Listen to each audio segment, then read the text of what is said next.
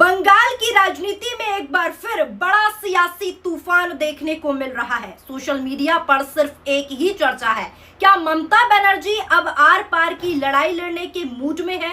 क्या उन्होंने अपने बागी नेताओं को खुली चुनौती दे दी है? और क्या बीजेपी के लिए भी ये मामला अब आसान नहीं रहने वाला?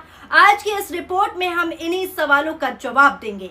लेकिन उससे पहले अगर आप राजनीति की ऐसी ही बड़ी और बेबाक खबरें सबसे पहले देखना चाहते हैं तो चैनल को सब्सक्राइब जरूर कर लीजिए।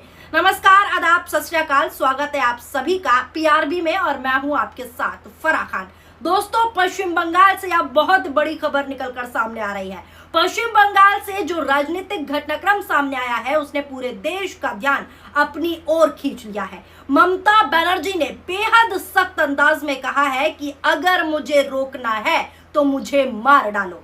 गद्दारी की भी एक सीमा होती है, अगर हिम्मत है तो सीधा बीजेपी में शामिल होकर मेरा सामना करो। यानी ममता बनर्जी अब किसी भी तरह के राजनीतिक समझौते के मूड में बिल्कुल भी नहीं दिख रही है। उनका सीधा सीधा बड़ा आरोप है कि पार्टी छोड़ने वाले नेता बीजेपी के इशारे पर राजनीति कर रहे हैं। ममता का कहना है कि अगर वास्तव में उनमें साहस है तो पर्दे के पीछे की राजनीति छोड़कर खुलकर भारतीय जनता पार्टी में शामिल हो जाए। हेडलाइन देखिए, गद्दार है ये लोग, किस पर भड़क उठी ममता बनर्जी, कहा मुझे रोकना है तो मार डालो। अगला हेडलाइन देखिए कि किस तरीके से बागियों पर भड़क चुकी है ममता।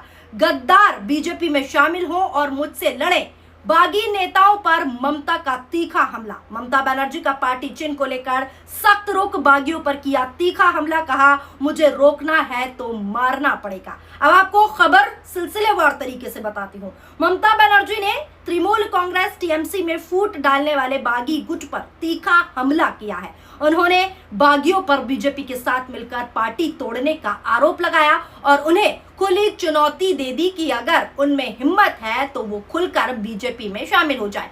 टीएमसी के सबसे बड़े संकट के दौर में ममता बनर्जी ने फेसबुक लाइव संबोधन किया और उसमें ममता बनर्जी ने अपने नेतृत्व का जो है बचाव किया, बागियों पर हमला किया।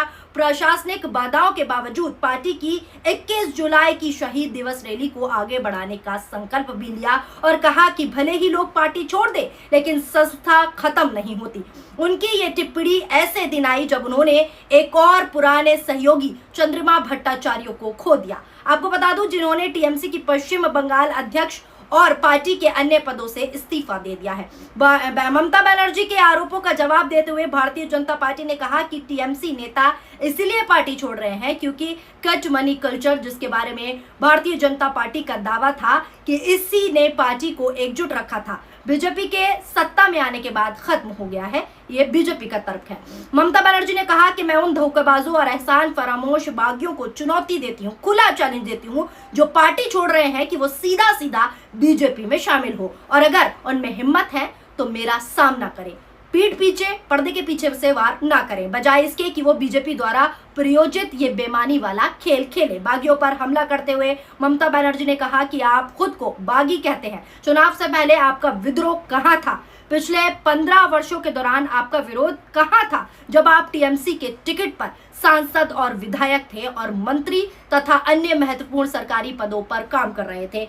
ये सीधा लड़ाई वाला मूड अब ममता बनर्जी ने अपना लिया है। तब आप मेरे पास क्यों नहीं आए और अपने मतभेद क्यों नहीं बताए? ये सारी बातें ममता बनर्जी ने फेसबुक लाइव पर साफ साफ तौर पर कही है और सीधा बागियों को खुला चैलेंज, खुली चुनौती दे दी है और आर पार के मूड में अब ममता बनर्जी आ गई है। अब सवाल दोस्तों यहाँ ये है कि आखिर ऐसा क्या हुआ कि ममता बनर्जी को इतना आक्रामक रुख अपनाना पड़ा?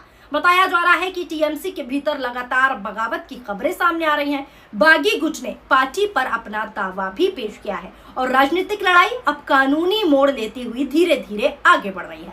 यही वजह है कि अब ये बहस तेज हो गई है कि आखिर असली टीएमसी किसके साथ है। आपको बता दूं, ममता बनर्जी का साफ स्पष्ट कहना है कि पार्टी का चुनाव चिन्ह और संगठन उसी गुट के साथ रहेगा जो पार्टी के प्रति वफादार रहेगा। यानी पार्टी तो हमारी है। यानी अब ये सिर्फ राजनीतिक लड़ाई नहीं बल्कि कानूनी और संवैधानिक लड़ाई भी बन गई है, क्योंकि ममता बनर्जी संविधान और कानून के हिसाब से चल रही हैं। अब जरा बीजेपी के नजरिए को भी समझ लीजिए। विपक्ष यानी कि टीएमसी गुट लगातार आरोप लगा रहा है कि बीजेपी विपक्षी दलों को तोड़ने की राजनीति कर रही है, यानी टीएमसी को तोड़ने की राजनीति कर रही है। वहीं बीजेपी इन आरोपों को पूरी तरह सिरे से खारिज करती रही है और कहती है कि नेता अपनी इच्छा से पार्टी बदलते हैं। लेकिन इस पूरे घटनाक्रम में एक दिलचस्प बात यह भी बताई जा रही है कि जिन नेताओं के बगावत करने की चर्चा है, जो नेता बगावत की सुर्खियों में है, उनमें से कोई भी अभी तक औपचारिक रूप से बीजेपी में शामिल नहीं हुआ है। राजनीतिक एक्सपर्ट्स क्या कहते हैं इस पर? राजनीतिक एक्सपर्ट्स का मानना है कि इसके पीछे कानूनी कारण भी हो सकता है, क्योंकि दल बदल कानून के तहत उनकी सदस्यता पर सवाल उठ सकते हैं, उनकी सदस्यता आने वाले समय में खारिज हो सकती है। इसी वजह से राजनीतिक गलियारों में लगातार चर्चा है कि आगे का कदम बेहद सोच समझ कर उठाया जाएगा। तो दोस्तों, बागियों की मुश्किलें अब बढ़ गई हैं। एक तरफ ममता बनर्जी ने खुला चैलेंज दिया है बागियों को, तो वहीं दूसरी ओर बागियों की सदस्यता भी अब खारिज हो सकती है।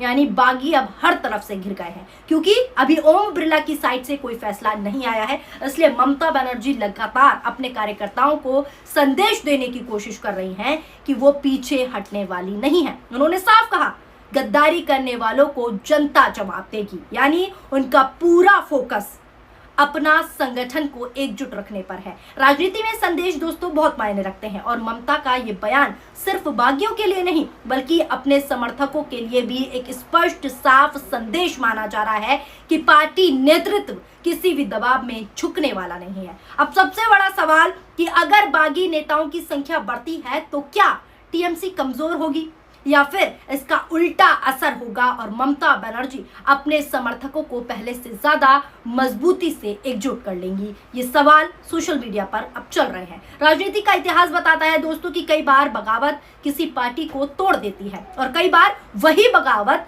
नेतृत्व को और मजबूत बना सकती है। तो ऐसा माना जा रहा है कि पार्टी और ममता मजबूत होने वाली है, इसलिए अभी अंतिम निष्कर्ष निकालना जल्दबाजी होगी। ममता बनर्जी ने अपने बयान में यह भी साफ संकेत दिया कि जो लोग पार्टी छोड़ रहे हैं उन्हें कानूनी लड़ाई का सामना करना पड़ सकता है, यानी बागियों की मुश्किलें बढ़ सकती है। यानी आने वाले दिनों में मामला सिर्फ राजनीतिक बयानबाजी तक सीमित नहीं रहने वाला, बल्कि ये जो मामला है बागियों का वो अदालतों और संवैधानिक संस्थाओं तक भी पहुंच सकता है। और यहाँ पर बागी पूरी तरीके से फंस चुके हैं, बागियों का पेच फंसा हुआ है। इसी वजह से बंगाल की राजनीति अब पूरे देश की नजरों में आ गई है दोस्तों।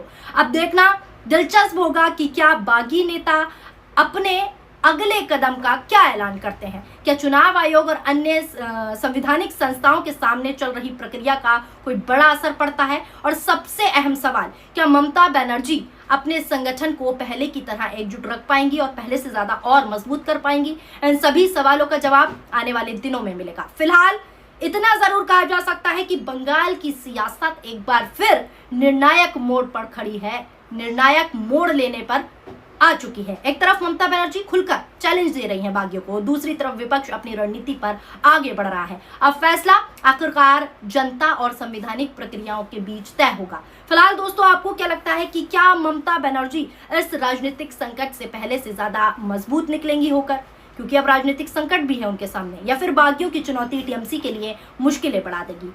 आपको क्या लगता है, क्या बागियों की सदस्यता खारिज हो जाएगी, ममता पहले से और मजबूत होंगी? जो भी आपको लगता हो, जो भी आपके विचार हो, नीचे कमेंट बॉक्स में अपनी प्रतिक्रियाओं में जरूर दीजिएगा। वीडियो पसंद आई हो तो वीडियो को लाइक कीजिए और हमारे चैनल पीआरबी को सब्सक्राइब करना ना भूलें। शुक्रिया, धन्यवाद, नमस्कार, जय हिंद, जय भारत।